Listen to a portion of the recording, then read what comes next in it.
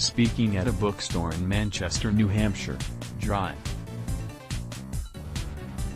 Joe Biden urged voters on Monday to consider the electability of her husband, former Vice President Joe Biden, ahead of the 2020 Democratic primaries, and how they may have to swallow a little bit with the Democratic frontrunner in order to defeat President Trump.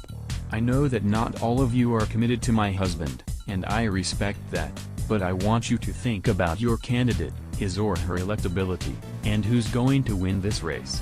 Drive, Biden said. "And so if you're looking at that, you've got to look at the polls," Biden said. "If they're consistent and they're consistently saying the same thing, I think you can't dismiss that." The former Second Lady insisted the party's eventual nominee just can't have Democrats in order to win a general election, stressing that person must win over independents. She also pointed to polls in Ohio, Pennsylvania, and Michigan, where her husband is leading in matchups against Trump.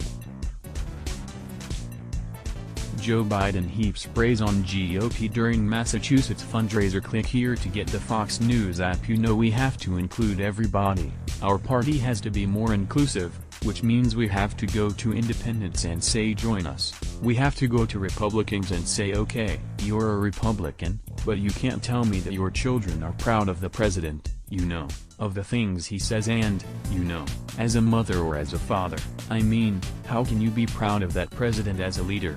She continued, "So yes, you know, your candidate might be better on, I don't know, healthcare than Joe is, but you've got to look at who's going to win this election, and maybe you have to swallow a little bit and say, okay, I personally like so and so better, but your bottom line has to be that we have to beat Trump."